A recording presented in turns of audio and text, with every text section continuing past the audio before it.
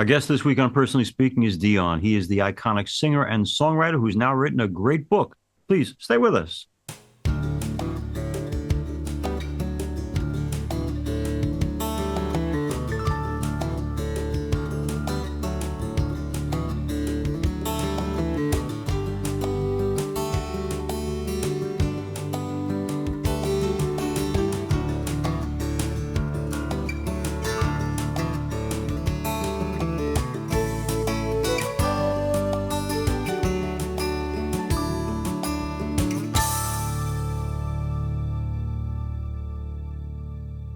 Hello and welcome to Personally Speaking. I'm your host, Msgr Jim Lisante, and singer-songwriter Dion DiMucci joins me now. Dion was the lead singer of the Bronx-based doo-wop legends, the Belmonts. In January 1959, Dion and the Belmonts had a hit with the doo-wop ballad Teenager in Love. After splitting with the Belmonts, Dion had a #1 hit with Runaround Sue in 1961. In the early 1960s, Dion returned to heroin, which he first started using as a teenager. And he finally kicked that, along with all other drugs, in 1968, the year of his comeback hit, Abraham, Martin, and John. In 1989, Dion was inducted into the Rock and Roll Hall of Fame by Lou Reed. Throughout his career, he has received 12 gold records and 39 top 40 hits. Dion has written his third autobiography, and it's called Dion, the Rock and Roll Philosopher, co-authored with his friend and recovery partner, Adam Jablin. The book focuses on the importance of Dion's faith and how forgiveness is the foundation of all healing. Dion has been married to his wife, Susan, for 62 years, and together they raised 3 daughters. He's here with us today to talk about his life, his career, and his Catholic faith, and the values that matter the most to him. Joining me now, I'm so pleased to welcome to Personally Speaking, Dion DiMucci. Dion DiMucci, as I mentioned in our introduction, is our guest. We're talking about his new book, Dion, the Rock and Roll Philosopher. Dion, thanks so much for coming on our program. You look great. You sound great. Let me ask you a question. In the book, there's a part where you have this great religious, spiritual revelation. Jesus is alive. And then you go home and you tell Susan, your long, wonderful wife, Jesus is alive. And she says, I know that. So I got to ask you, you came to a revelation that she knew already. Where is the faith of Susan from? Well, my wife, she's a natural. She's from Vermont, and she moved down to the Bronx in the '50s, and she's never changed. I know her for 70 years, and I don't know, she went to I think a Catholic high school in the Bronx, Preston. I can't. Uh, and she just always was a natural, she's never changed. She's very rooted in her faith, always believed, and she's a sweet person and a lot of wisdom and beautiful. Yeah, but we'll go back to that. When you guys, very young, decided to get married, I'm always intrigued by when you make a bet on a person that they're going to be your spouse, your partner for life. That's an amazing act of faith. So what did you see in her as a young woman that made you say, I can build a life with this great gal? Well, I was a menace to serenity back then. I walked in the room without no harmony, no character. And this girl, when I first met her, I was 16, she was 14, Monsignor. It's a crazy thing. It's like uh, I saw her, and it's all I could think about. Mm. I was in junior high school or high school, and I remember going to class, and I couldn't think of anything else but wanting to leave school and just to look at her. She was exotic for the Bronx. Who moves to the Bronx, Monsignor? Nobody moves to the Bronx. Everybody moves out of the. Right, People are born in the Bronx or they move out. They don't move into the Bronx. right, right. So she was a redhead, and it's a funny thing. Monsignor Peternaconi at Mount Carmel Catholic Church, which was the hub of Little Italy, where I grew up, about 1 block south of Fordham University, 1 block west of Bronx Zoo, and then a mile east of the concourse, which is the Champs-Élysées of the Bronx. Right. And it was an Italian neighborhood, and she comes into it. And Monsignor Pennicone, I used to pass him all the time. I had to walk from my house past the church. It was a small, beautiful cathedral. It was the hub of Little Italy in my neighborhood, and I would pass that church. And he'd be walking up and down saying his prayers outside and talking to the people in the neighborhood. That was his deal. He just wanted to save souls. Yeah. And he'd call me over all the time. I remember one time he said, Dion, what's this Rebel Without a Cause? What's this movie? And I said, Monsignor, I said, this is James Dean movie. This is a great movie. And he said, why rebel without a cause? Rebel without a cause. You got to rebel for the truth, Dion. I didn't know what he was talking about, but he said, and then he said, what makes a man happy? Now I remember these things, Monsignor, because he drilled them into my head. Everybody would scatter, but I loved him engaging me in this thought. I don't know why, but that's the way I was when I was a kid. I was kind of weird reading St. Thomas Aquinas. So he would say, what makes a man happy? He would ask me these questions. And I said, Monsignor, if I could get a J200 guitar and if I could get a date with Susan, she just moved down from Vermont. She's a righteous fox, Monsignor. She's a beauty. She's a beautiful girl. I got to get a date with this girl, Monsignor. I said, and if I could get a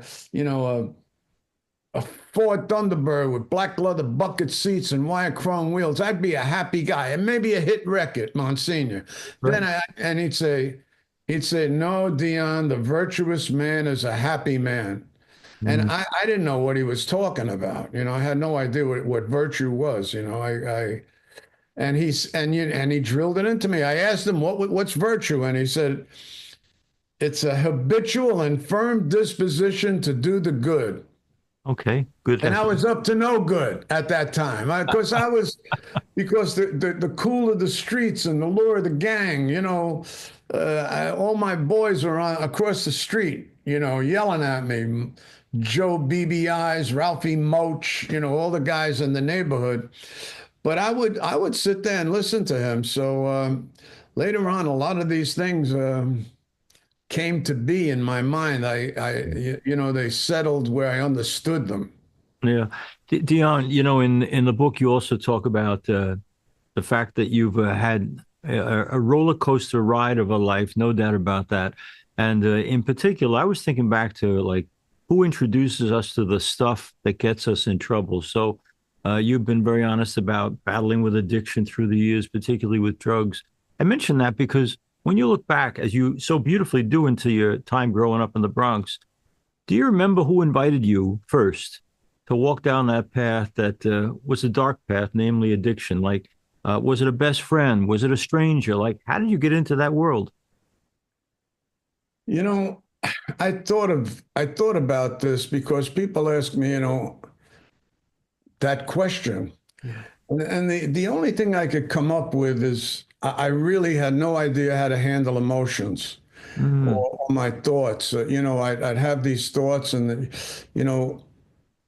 I know feelings come from thoughts, but I had no way of handling it.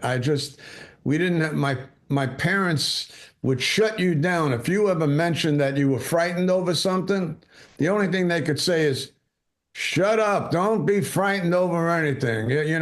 You're crazy to be fearful. You're nuts to be fearful. It's wrong to be fearful. You shouldn't be fearful. And I'm thinking, I could swear I'm like having some fear about, so I really didn't know how to handle these things. And when I think drugs came into the neighborhood and I tried them, they shut that down, and I didn't have to second guess my thoughts. When I walked up to Susan to talk to her, I might have taken something, and Hmm. I thought I knew everything. I didn't have to second guess Yeah. my feelings or anything. I thought like I'm the man. Here I am. What do you want to know? I thought I knew everything. It gives you a feeling of you think you found heaven, you found hell, really, because eventually Right. it'll take you down and take everything down around you. Yeah, you answered one part of my question before, which was, what did you see in Susan? And there's a lot, not just the beauty, but the solidness of this great soul from Vermont. But I want to ask you, do you have any idea what she saw in you? Well, I always joke with her. I say you have a high tolerance for unacceptable behavior.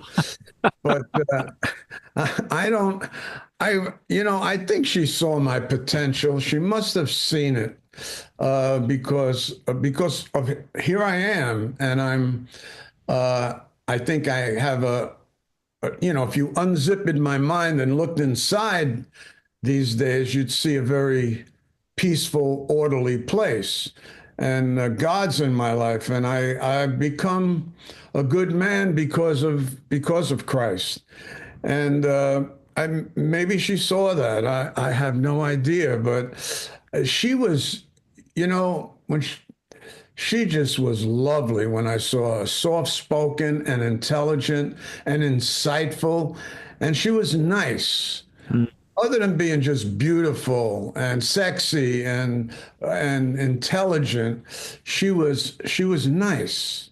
She was and truthful. She was like, at one time when I was bad into the drugs, she looked at me and she said, Dion, if you choose those drugs, she said, I'd go to hell for you. But if you choose those drugs, you could go to hell for yourself. Wow. And she walked. She just walked away from it. And I Yeah. didn't want to lose her. That's a powerful challenge. Now, for those who don't know, Susan and Dion DiMucci, whose book is called Dion, the Rock and Roll Philosopher, they also brought into the world children, family. I'm just wondering, when you're in a world like the arts, which is always indefinite and unpredictable, how did you decide we're going to take the risk of being parents? And I guess more importantly, those great values that Susan was living always, and you were trying to live with the ups and downs of life. Did it intimidate you or frighten you to be a dad? I wish I could say I was conscious enough to make these decisions. It just happened. It just happened. Thank you for your I honesty, mean, later on, maybe the third one, we, made some conscious decision about it. But uh, all I know is when they came along, I had great love, Hmm. and I wanted to. I wanted to be a good father. I wanted to love them, and I didn't know how.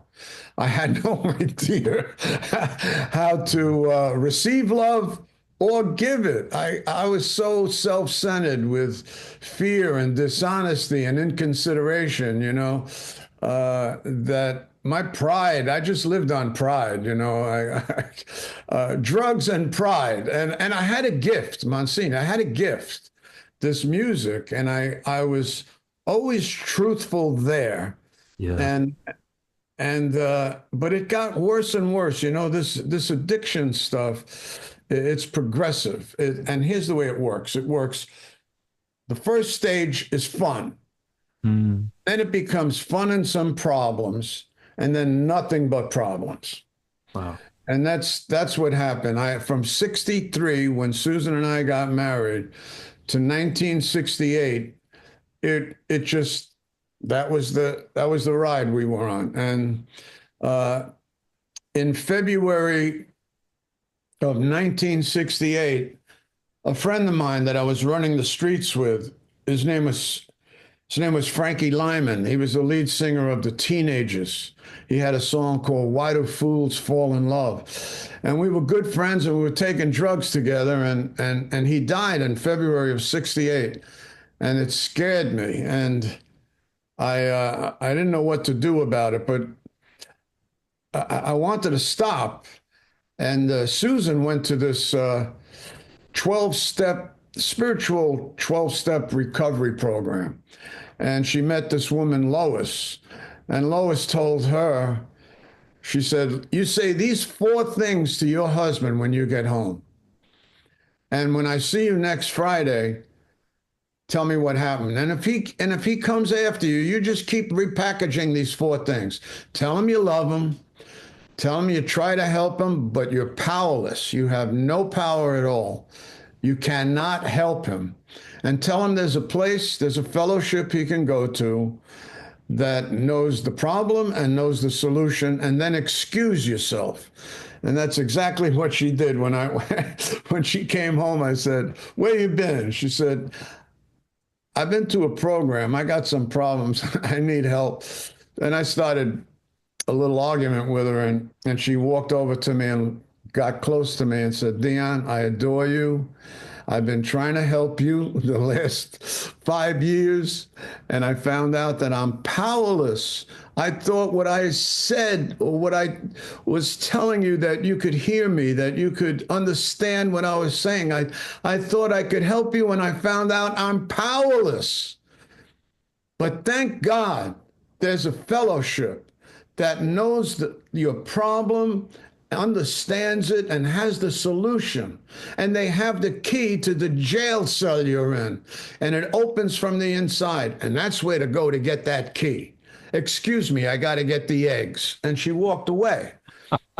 And the whole week, she repackaged these four things, you know. Yeah. Yeah. And by the end of the week, I couldn't get her to argue with, because I used to like to engage people in argument. That's the way I knew. That's the only way I knew how to do life. I didn't know any other way. And but I went to a meeting, and I've been clean and sober for 57 years. Amazing. And it's a 12-step program. I think you would probably know this, Monsignor, but the 12 steps were gleaned from the disciplines of St. Ignatius of Loyola. And the Oxford group picked up on it from England, and they brought it to the States, and that's how it got started, those 12 steps. And they're designed to lead you into union with God. And as you know, God created us in such a way only to work well when we're in union with him.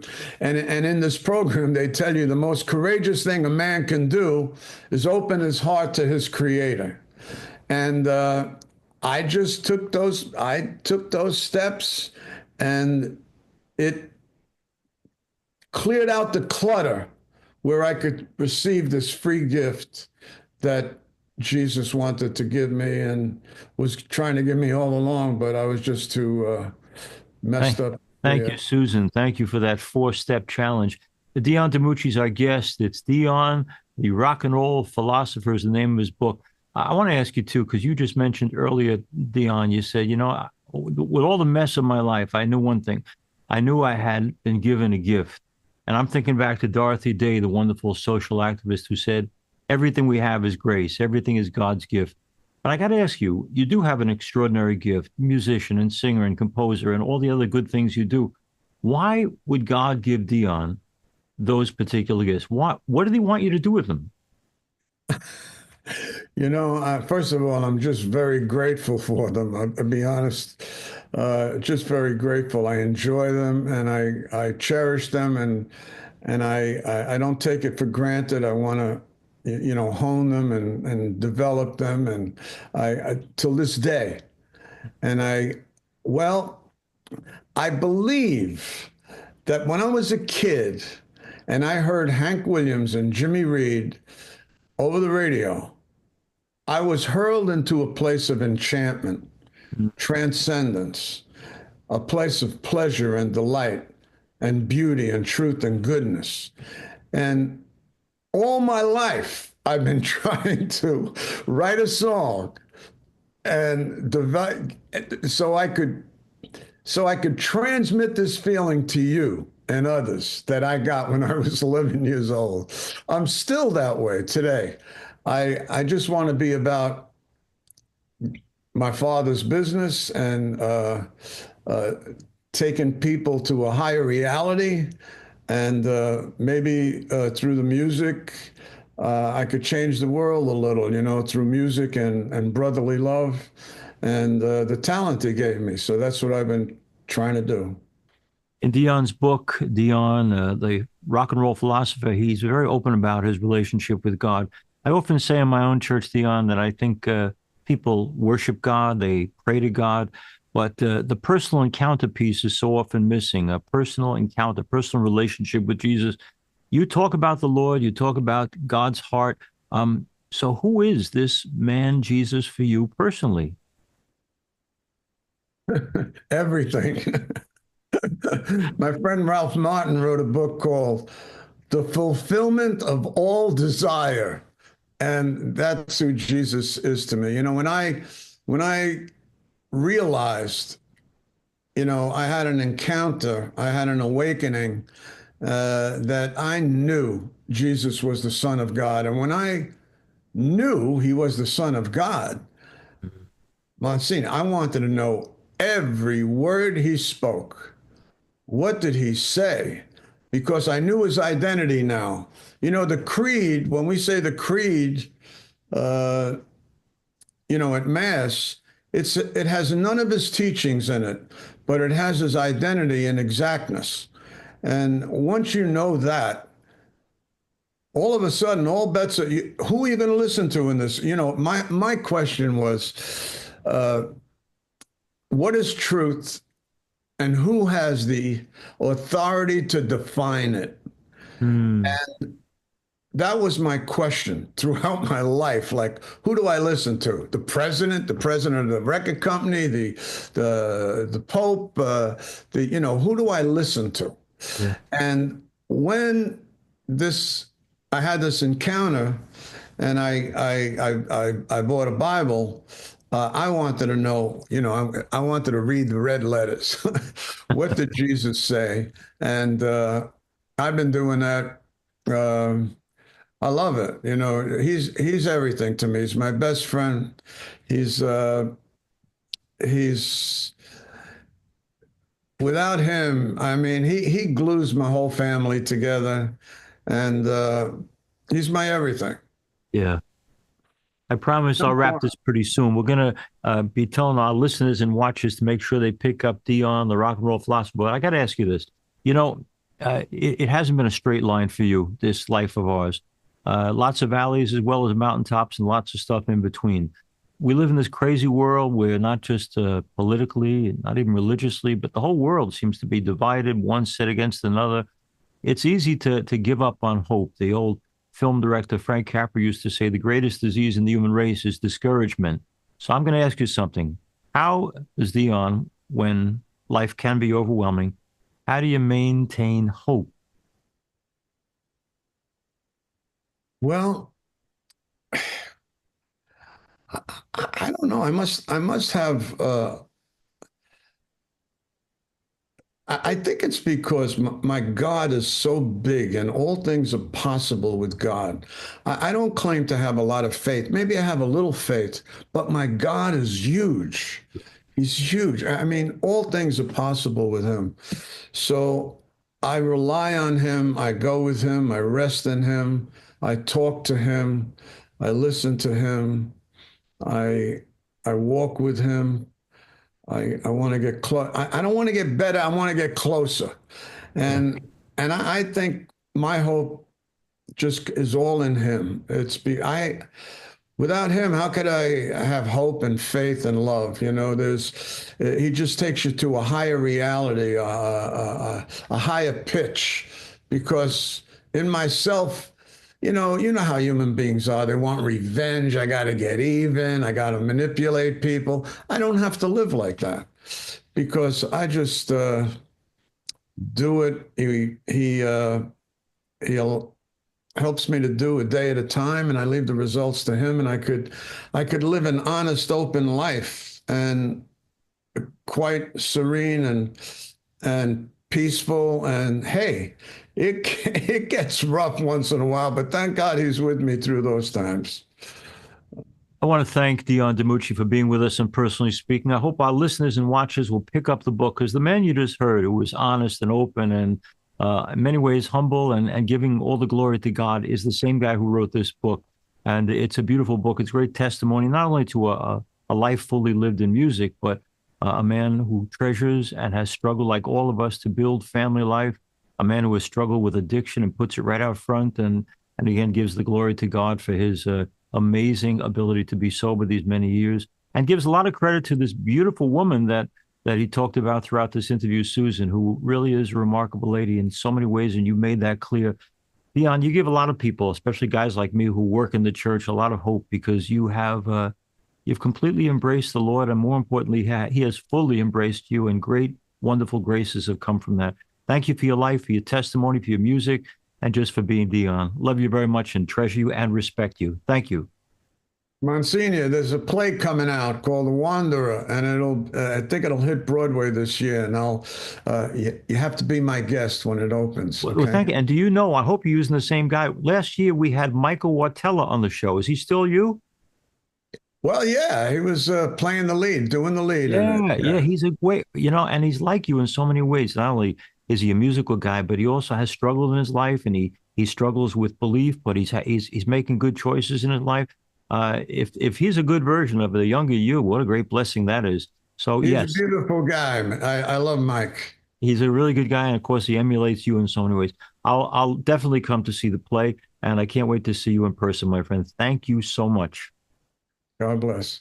Thanks for being with us on Personally Speaking. If you need to reach me, you can do that at personallyspeakingpodcast@gmail.com. You probably listened to this program on SiriusXM, the Catholic channel, 129, but you can also watch the program on YouTube by searching under Personally Speaking with Monsignor Jim Lisante. We're also on Facebook at Personally Speaking with Monsignor Jim Lisante, and on Instagram at Personally Speaking Podcast.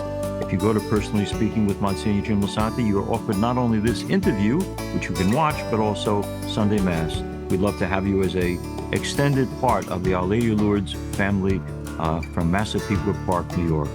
I'm privileged to serve as host and executive producer of Personally Speaking. Our producer is Lisa Janovitz. Thanks so much for joining us.